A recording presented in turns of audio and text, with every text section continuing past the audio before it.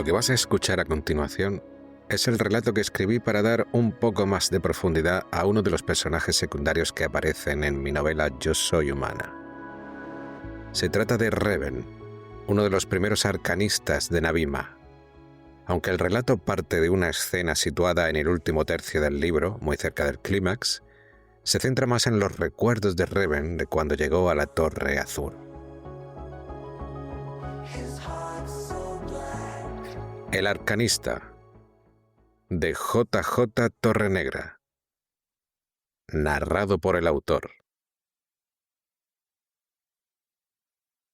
La eterna cuidadora y el resto de mis compañeros arcanistas se habían marchado hacía unos días, y no se me borraba de mi mente sus caras de preocupación ante la incertidumbre del mal que podría estar acechando desde las montañas de Grundor, y tras el que partieron en busca de respuestas.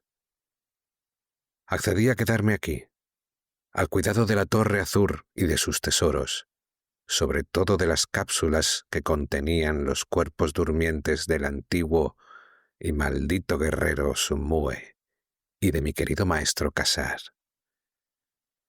Ah, cuánta tristeza hace 5 noches, cuando al terminar la cena se despidió de nosotros y su hermana para someterse al somnium. En mi mente me puse en su piel, convencido que había hecho todo lo que podía por nosotros, y sin tener más que aportarnos, abandonarse a un eterno sueño inducido, con la casi certeza de no despertar nunca. La idea de rechazar su inmortalidad, de entregarse así a los brazos de la muerte, o lo más parecido para un ser inmortal, me hizo reflexionar sobre las cosas que habían merecido la pena en mi vida, y sin proponérmelo, los recuerdos de los momentos más importantes desfilaron como las carrozas de las fiestas del pueblo, en las fechas de la llegada de Kasar a la puerta del hogar de mis padres hace 10 años. Madre, orgullosa de que un antiguo se hubiera fijado en mí, se afanó en prepararme un atillo. «Tiene potencial para desarrollar la imposición», les dijo, a mis 19 años. Padre lloraba sin decir nada, pero yo sabía que estaba compungido por el hueco que dejaba para ayudarle en el campo. El antiguo les dio algunas monedas en compensación que guardarían seguro al no saber qué hacer con ellas. La sorpresa fue encontrarme con otros 2 candidatos al unirme a su caravana, que ya habían demostrado sus capacidades antes de que los encontrara Kasar. Ciranka, la artesana, había construido herramientas y objetos imbuidos con su voluntad para realizar rápidas tareas complejas, como unas tijeras automáticas, o artefactos de bombeo para mover gran cantidad de líquidos de un lugar a otro. Era la que más equipaje llevaba. Nahin, el vitalista, podía sanar rápido pequeñas heridas. Era joven, bien parecido y bastante agradable para ser de Volm. Por último recogimos a la jovencita Ibith de las afueras de Anar, cuya afinidad elementalista le permitía controlar algunos gases y fluidos, con ciertas limitaciones que con el paso de los años fue superando. Aunque estaba abrumado y no muy convencido por tener que dejar mi hogar, me maravillaba la posibilidad de convertirme algún día, junto con aquellos compañeros, en los primeros arcanistas de Nabima. Aún no sabía qué afinidad podría desarrollar, pero Kasar estaba seguro de que alguna tendría. Se lo había dicho uno de sus aparatos en la torre, y cuando por primera vez estuvo cerca de mí, lo supo con seguridad. Él podía percibirlo en mí. En aquel momento yo no estaba tan convencido, pero tener la oportunidad de estar un tiempo aprendiendo directamente de un antiguo, y además viviendo en la Torre Azur, era mucho mejor que trabajar deslomado en el campo junto al hastío de mi padre. Durante los primeros meses en la torre no aprendimos nada. Nos dedicamos a realizar reparaciones y reacondicionar salas y habitaciones que tendríamos que usar para nuestros futuros quehaceres como arcanistas. el estado en el que estaba aquella estructura, si por fuera ya daba pena, por dentro querías llorar. A los derrumbes y degradación de los materiales que formaban parte de la torre por el paso de los siglos, se le sumaban las toneladas de mugre y desperdicios acumulados por las alimañas que colonizaban casi todos los niveles. Gracias a las habilidades de Nagin, pudimos sobrevivir a picaduras, mordeduras y accidentes que sufrimos aquel tiempo limpiando la torre. Como por el día no había peligro para el trasiego de personas y animales por el Valle de las Almas, construimos en el exterior de la torre un almacén y unas caballerizas para el intercambio con comerciantes itinerantes de suministros y víveres, mientras estuviéramos habitando la torre. Para facilitar el paso entre las montañas y el valle donde estaba la torre, Casar nos ayudó a construir un puente de madera de un diseño y dimensiones imposible para la tecnología que disponíamos en el pueblo. Aquella sería la primera demostración de Casar del uso de la voluntad y el enfoque en una aplicación real y duradera. Nosotros preparamos las vigas de madera, talando y cortando de los árboles del bosque de la falda de las montañas que daban al valle, y Casar usó sus ingenios de una forma inexplicable para nuestras limitadas mentes de aquel momento, dándole forma a la madera y a la piedra para soldar los contrafuertes dentro de la misma roca de la montaña. El puente se mantendría así en pie hasta el fin de los tiempos. Ziranka estaba ansiosa por aprender a manejar aquellos artefactos. Tras terminar el puente, pudimos dedicarnos a la formación de la imposición, a la ejecución de la voluntad y el enfoque. Mis compañeros estaban entusiasmados con los ejercicios y los retos que les proponía el antiguo, y yo les ayudaba suministrándoles los materiales que solían necesitar. No podía participar en los ejercicios. No me veía capaz de siquiera intentar hacer lo que mis compañeros conseguían, ni siquiera a una pequeña escala. Me animaban, me explicaban cómo utilizaban su foco y aplicaban su voluntad, pero no había dónde rascar. Tras las primeras semanas de formación, empecé a sentirme fuera de lugar. Por supuesto que prefería estar allí a labrar el campo, pero no quería hacerle perder el tiempo al antiguo. Notaba en mí su mirada penetrante. Me examinaba por dentro con curiosidad y detenimiento.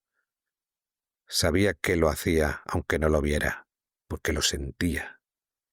Era como un hormigueo que surcaba mi cerebro. Pasadas unas semanas me llamó para hablar en privado. Sabía que había llegado el momento de volver a casa, e incluso preparé mi atillo y me despedí de mis compañeros. Acudí a la habitación de Casar a la hora indicada. Entré y cerré la puerta tras de mí. No pude controlar mis ojos, que se fijaron al instante en la enorme cápsula de Sumue en la que seguía en su sueño profundo, asistido por una serie de dispositivos ininteligibles para mí. El antiguo maestro estaba sentado en una silla y me señaló la que tenía delante. Tras él había un ventanuco que dejaba pasar la luz del atardecer y me daba en la cara, así que solo podía ver el contorno de su sombra, y el sol producía una aureola a su alrededor.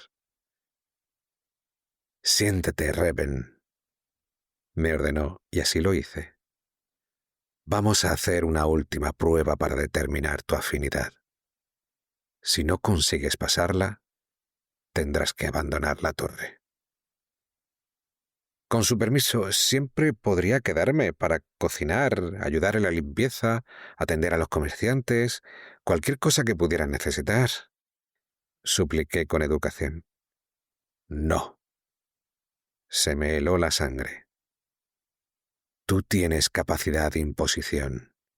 Mis instrumentos han podido detectar tu campo, y yo lo noto. Casi puedo tocarlo. Para mí que estaba hablando de cosas imaginarias. Y tenerte por aquí sin haber logrado que realices la más mínima imposición, serías para mí la prueba en carne y hueso de que puedo equivocarme. Y no quiero que me atormentes con ello hasta que decidas marcharte por tu cuenta o mueras aquí. Me agarré la pierna derecha que empezaba a moverse sola de los nervios y la presión. Era el momento más decisivo de mi vida, y de una forma u otra yo necesitaba estar allí, junto a mis compañeros arcanistas. El antiguo abrió un cajón de un mueble que tenía al lado, sacó una esfera de madera del tamaño de un puño y la sostuvo en su mano mientras me observaba. Al cabo de un minuto me tuve que agarrar la pierna izquierda también. No sabía qué quería que hiciera, hasta que la puerta de la habitación se abrió de golpe, haciéndome saltar de la silla del susto. Era Cyranka, que traía 2 cubos de metal que usábamos para trasvasar agua de un depósito. Me lanzó una sonrisa sincera que yo le devolví. «Ponlos aquí. Gracias». Dejó los cubos vacíos entre Casar y yo y se marchó, cerrando la puerta. El antiguo puso la esfera de madera en el recipiente que estaba a mi izquierda. «La prueba consiste en lo siguiente. Vas a mover esta bola de este cubo al otro, sin tocarla, solo con tu voluntad, imponiéndola. Ya he intentado pruebas parecidas con Ibiz y no me excusé. No eres Ibiz, no eres Cyranka, y tampoco Nain. Eres Reven, y te estoy pidiendo algo que debería ser sencillo para un arcanista que está aprendiendo. Mueve la maldita bola de un cubo al otro». Era la primera vez que escuché a Casar tan enfadado y me estremecí como nunca. Me levanté para ver mejor aquel trozo de madera tallado y pulido. «¡Siéntate!», me gritó. «Pero entonces no te hace falta ver la bola para saber que la bola está en el cubo. Te has fijado demasiado en cómo ejecutan tus compañeros. Sus habilidades se basan más en el empleo de la voluntad. Quizá tus capacidades provengan más del enfoque. Concéntrate en la bola. Sabes que está en el cubo. Recuerda cómo es la bola, de qué está compuesta, de qué está compuesto lo que la compone. Enfócate en ella, hazla tuya y muévela al otro cubo. Vamos». Me concentré en el cubo. «No, en la bola que hay dentro del cubo». Miré el cubo y apreté los dientes. «Mueve la bola», me repetía. «¿Pero cómo?». Respiré hondo y conseguí parar el temblor de mis piernas. Tenía que concentrarme, proyectar mi foco en la bola. Mis pensamientos navegaban en otros mares. Ya me veía otra vez en el pueblo, ayudando a mi padre con el campo. Lo vi bebiendo en la taberna como todas las noches. Lo vi enfermar y lo vi morir. Y me vi trabajando la tierra yo solo hasta partirme la espalda. Aquello no era lo que yo quería. Yo quería estar en la torre. Haría cualquier cosa por ser un arcanista. Yo movería la bola de un cubo al otro. Me concentré en la bola de madera. ¿Cómo podría moverla?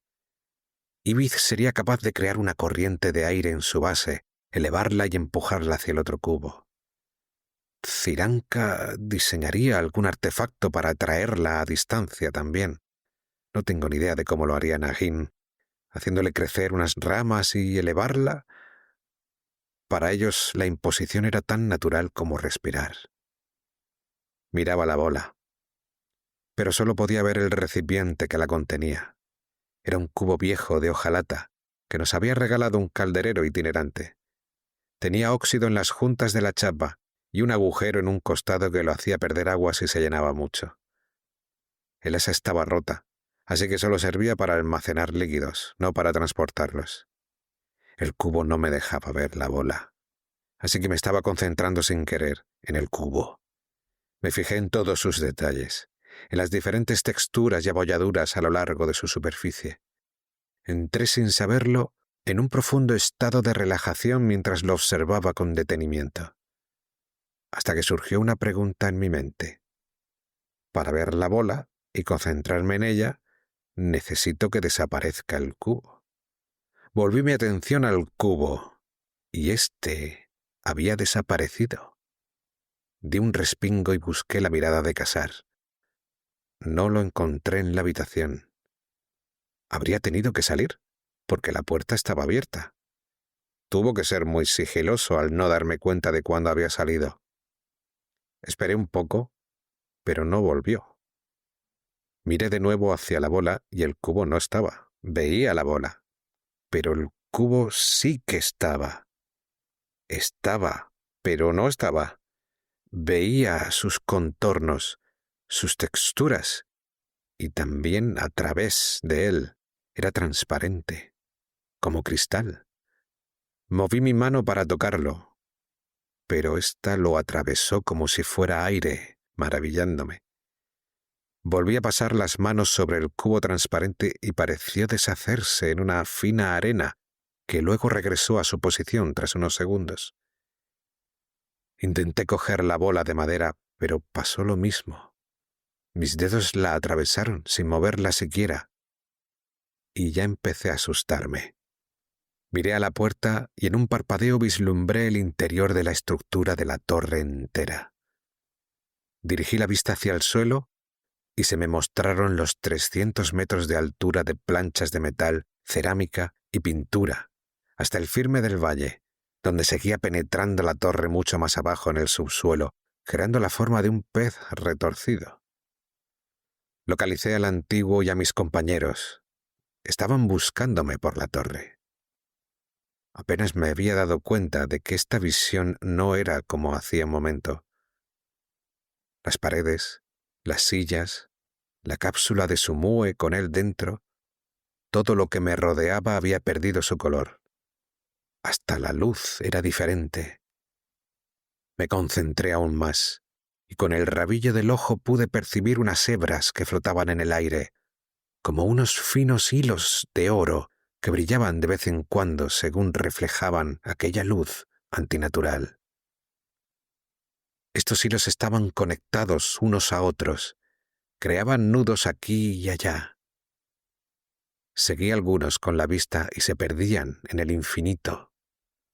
Otros terminaban en objetos y muchos vibraban alrededor del antiguo y los arcanistas al cruzar a través de ellos, como al frotar las cuerdas de un arpa.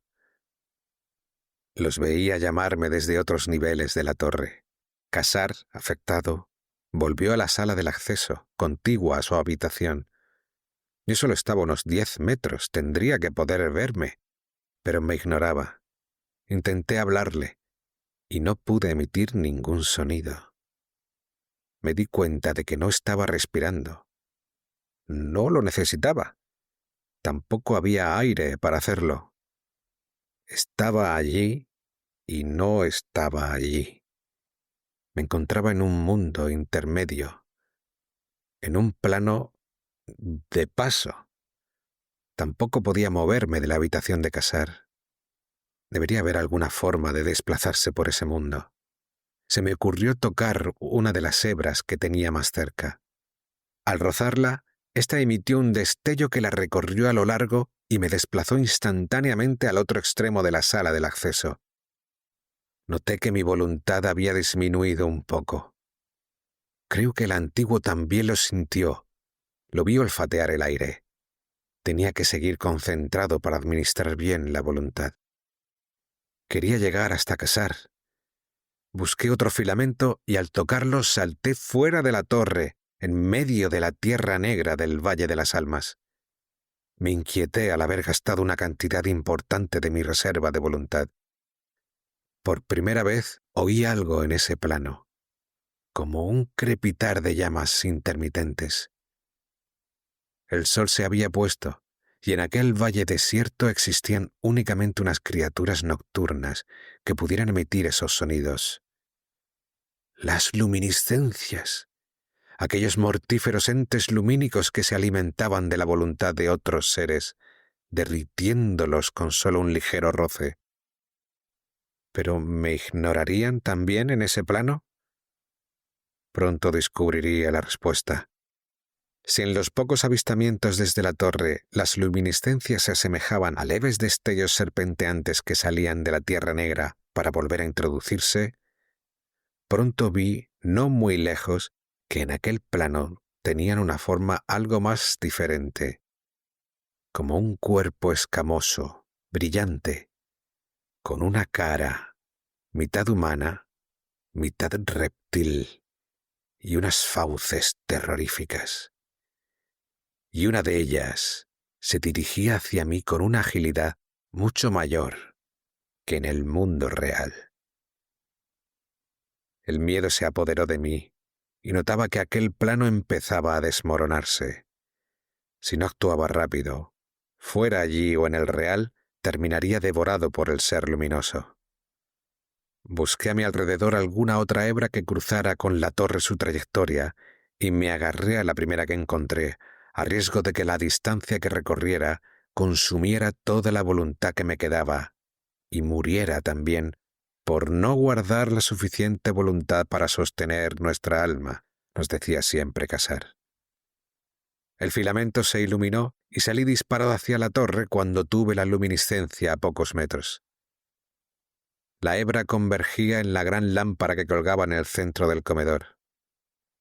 Salí de mi concentración en el mismo instante en que llegué, materializándome en el lugar de la luminaria, desintegrándola en pedazos y cayendo inconsciente sobre la mesa, provocando el suficiente ruido para alertar a mis compañeros. Al día siguiente, ya recuperado, me visitó Casar a mi habitación. «Buenos días. Buenos días, maestro. Vaya susto nos diste. Pensé que te habíamos perdido». No me fui muy lejos, creo. En realidad estabas y no estabas, bromeó. Eso es lo que yo creí. Es lo que repetías en sueños. Me avergoncé. En fin, nuestra raza llama al plano en el que has estado el velo, y los que viajan por el velo los llamamos espiritualistas. ¿Entonces ya soy un arcanista? ¿Me puedo quedar en la Torre Azul? Es tu casa. Rompí a llorar en silencio. Pero debo advertirte de algo. El velo es un plano muy peligroso. Sí, ya lo sé, admití, por las luminiscencias. No lo sabes, porque en realidad nadie lo conoce bien. La mayoría de los pocos espiritualistas que surgieron durante el imperio se extraviaron en el velo. Los que volvieron tras explorarlo enloquecieron al poco y se terminaron perdiendo también. En él se ocultan horrores desconocidos y maravillas vedadas, incluso para los más sabios arcanistas. Me estremecí ante las serias palabras del antiguo. Si los axonomistas son los arcanistas más poderosos, tanto que podrían moldear el tejido de la realidad si dispusieran de suficiente voluntad, los espiritualistas sois los únicos capaces de deslizaros a través de ella, de ver entre sus filamentos y averiguar sus secretos, a riesgo de desilvanar vuestra propia mente en el proceso. Casar me miró a los ojos y suspiró con resignación. Tengo muy poca información que ofrecerte sobre tu afinidad.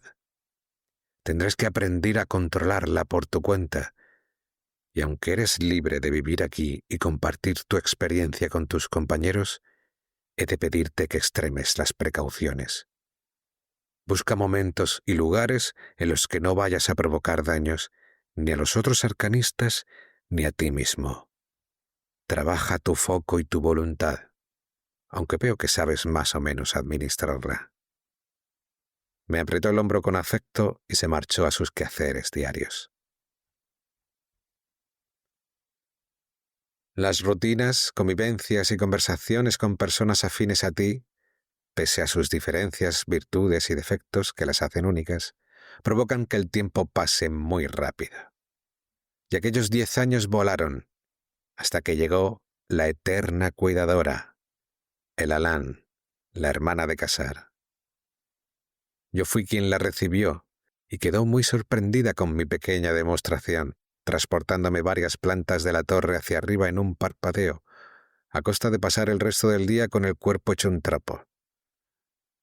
Había venido para pedirle a Casar que se fuera con ella a Minendur, al nombramiento como arconte de Garer, su protegido, pero se encontró con que tenía otros planes que tenían que ver con dormirse para siempre en su cápsula como su mue. Esto le causó gran dolor a Elalán, y a nosotros, claro. Ella perdía a su hermano y nosotros a nuestro maestro. Antes de retirarse al Somnium, nos regaló un prisma del conocimiento a cada arcanista. Jamás nos separaríamos de aquel cristal que contenía toda la sabiduría de unos seres inmortales de otro mundo, la raza azul. Apenas tuve tiempo de disfrutar de la deliciosa compañía de la hermana del antiguo. Aquella misma madrugada, en la que Casar se sumergió en su sueño eterno, una montaña de la cordillera de Grundor se derrumbó cerca de Anar, tras una fuerte explosión que se tuvo que oír al otro lado del continente. Elalán dijo que aquellas montañas hacían de muro para contener a unos seres que crearon miles de años atrás, antes que a nosotros. Eran muy peligrosos y ahora libres a saber qué podrían llegar a hacer a las poblaciones cercanas. Salieron para pedir ayuda a Minendur, para intentar contenerlos y aclarar las circunstancias. Elalán me pidió que permaneciera en la torre, para protegerla y no permitir el acceso a nadie ni a nada. Durante los 5 días siguientes no tuve otra cosa que hacer que limpiar, ordenar y comprobar que Casar y su mue seguían durmiendo, intentando comprender sin éxito los mensajes que aparecían en las pantallas de sus cápsulas. También revisaba con frecuencia un panel de control cuyas luces aprendí a interpretar, el dibujo de un burdo plano de la torre en el que los destellos verdes indicaban puertas abiertas, rojos, cerradas, y los apagados señalaban puertas que habían dejado de funcionar. De estos últimos había muchos, pero solo había un camino habilitado desde el exterior hasta el último nivel en el que estaban, y la mayoría de las puertas estaban en rojo. En 2 ocasiones tuve que ignorar las visitas de comerciantes ambulantes. Durante uno de esos trajines de limpieza hallé la máquina que ideó el antiguo para encontrarnos, los primeros arcanistas de Navima, y pensé que podría usarla con el fin de seguir los pasos de Elalán y mis compañeros. Sería una manera de estar en contacto con ellos, aunque sin salir de la torre.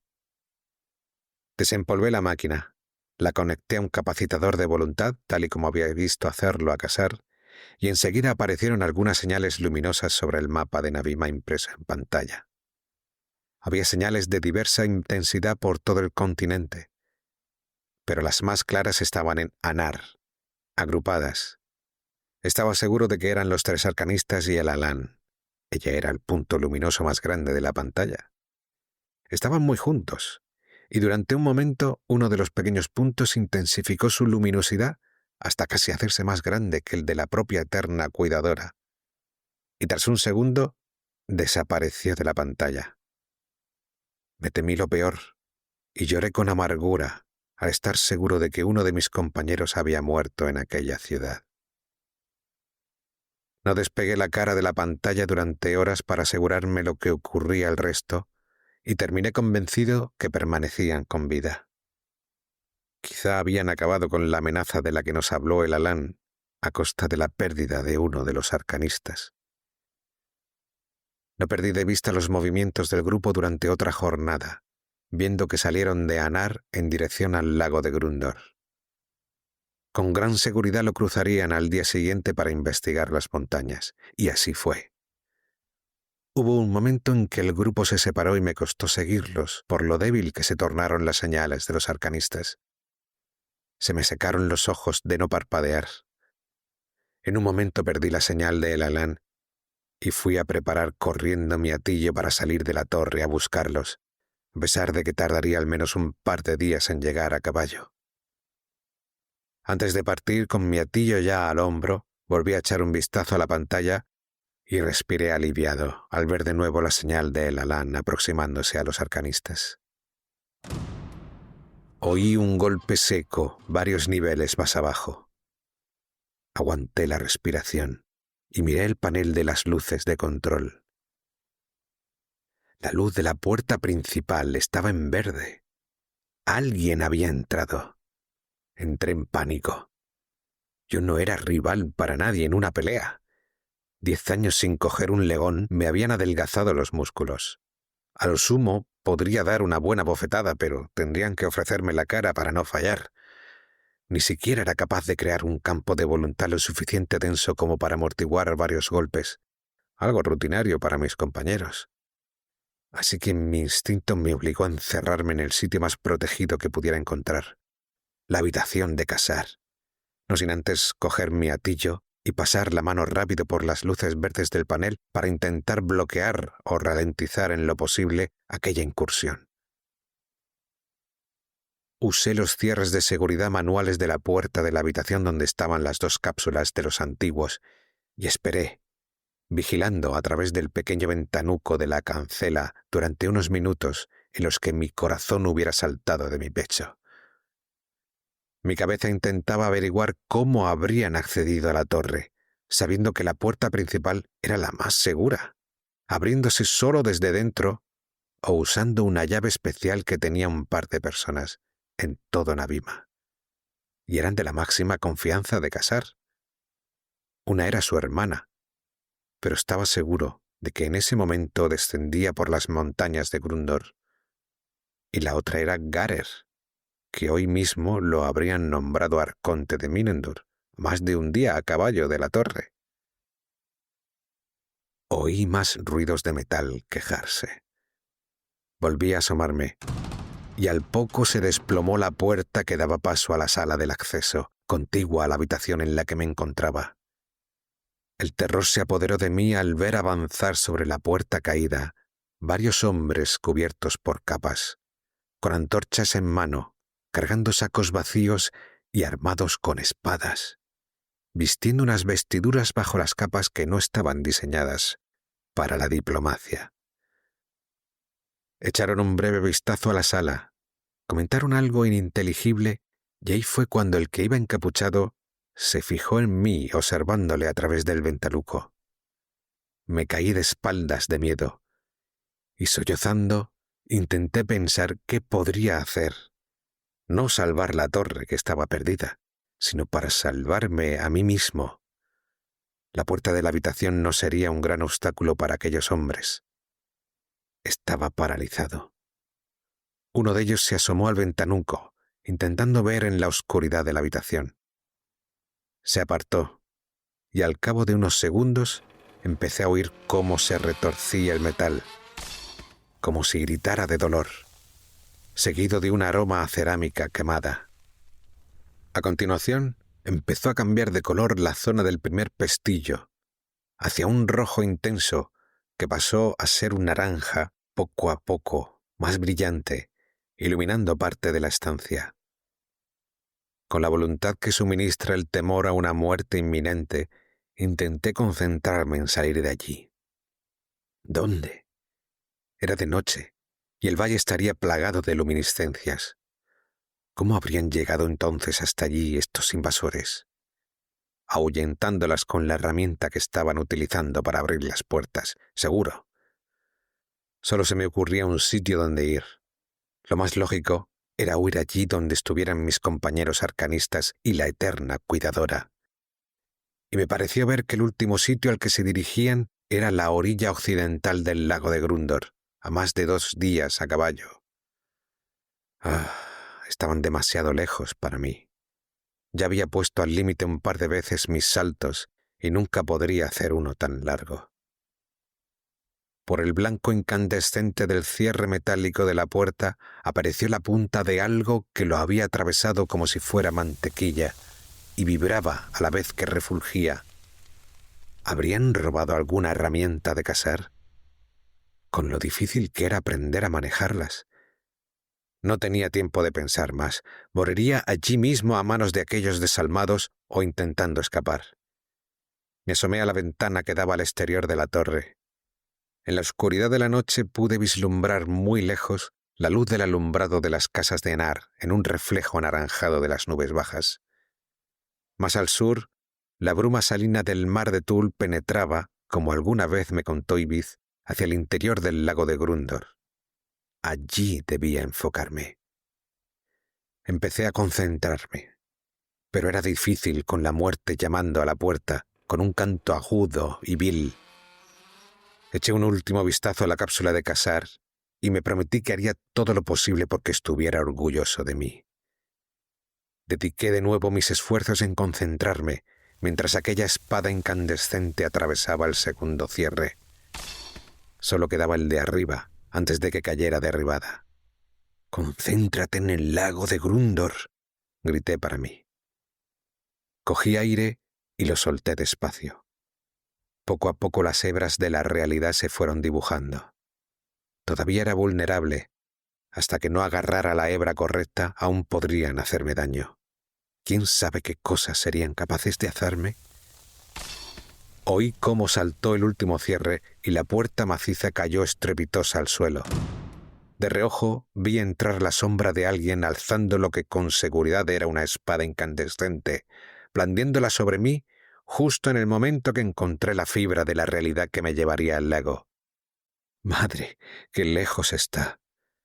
La agarré con firmeza y salí atravesando la ventana de la torre a gran velocidad, surcando el velo hacia Grundor. La realidad pasaba por mi lado tan rápido que se desdibujaba el paisaje. La voluntad se me estaba drenando con una rapidez con la que no contaba, pero debía intentar resistir. Amplifiqué mi enfoque, esperando optimizar mejor el uso de mi voluntad. Pareció que iba más rápido y la esperanza surgió en mi corazón.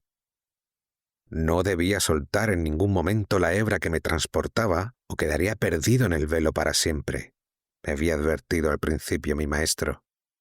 Pero el enfoque extra en el destino hacía que mi presa se fuera aflojando. El dolor que empezaba a sentir desde las articulaciones hasta el resto del cuerpo tampoco ayudaba.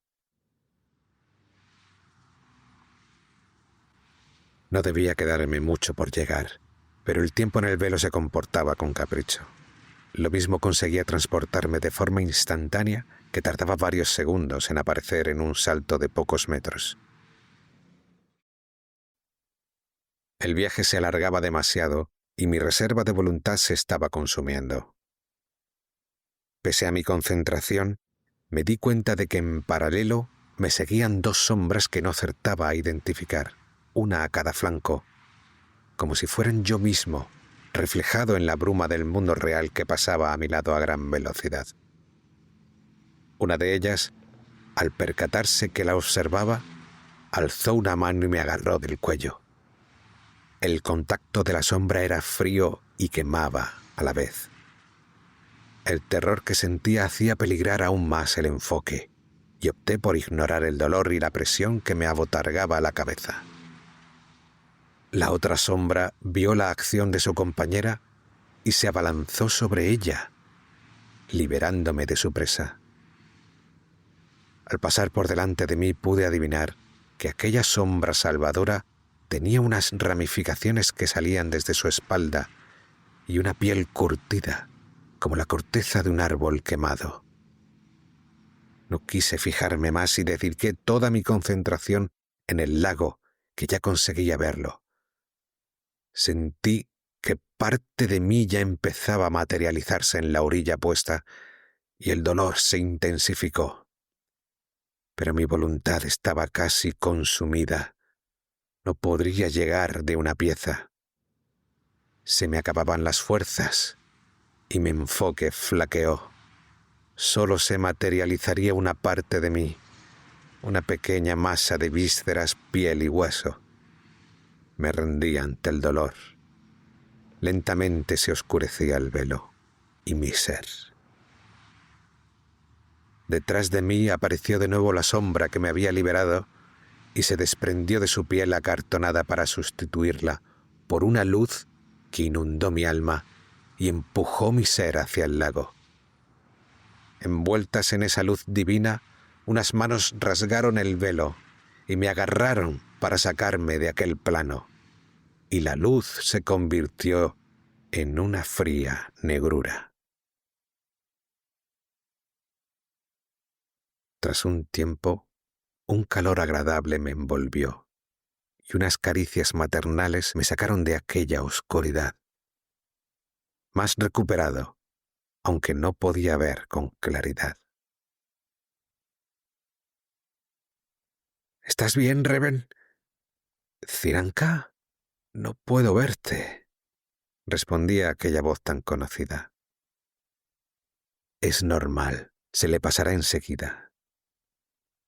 La serenidad de El Alán me hizo comprender que estaba en su regazo y que ella me había sacado del velo. La busqué a través de la cortina borrosa que tenía en mis ojos y le dediqué a la eterna cuidadora unas lágrimas de agradecimiento.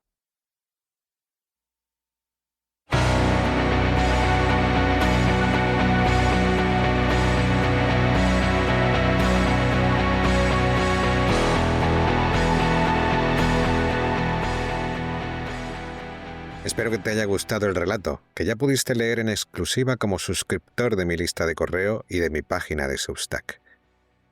Este es solo un aperitivo, puesto que mientras termino de grabar estas palabras, estoy produciendo el audiolibro completo de Yo Soy Humana, que estará disponible también de forma gratuita para mis suscriptores, y mucho más que habrá en breve. No es fácil ni barato producir un audiolibro, aunque lo haga yo mismo. Así que si te ha gustado, puedes aportar tu granito de arena para que siga realizando este tipo de producciones a través de diferentes vías, como por ejemplo comprando mis libros en Amazon. Recuerda que Yo Soy Humana está ahora mismo a menos de €1 en digital, o contratando una suscripción de pago que habilitaré muy pronto mientras produzco el audiolibro de la segunda novela, Estrella Negra. También puedes colaborar con algo muy fácil, compartiendo este Substack en tus redes sociales y escribiendo una reseña honesta de 2 frases en mis libros en Amazon, que puedes encontrar en mi web oficial jjtorrenegra.com. Muchas gracias por escucharme y recibe un fuerte abrazo.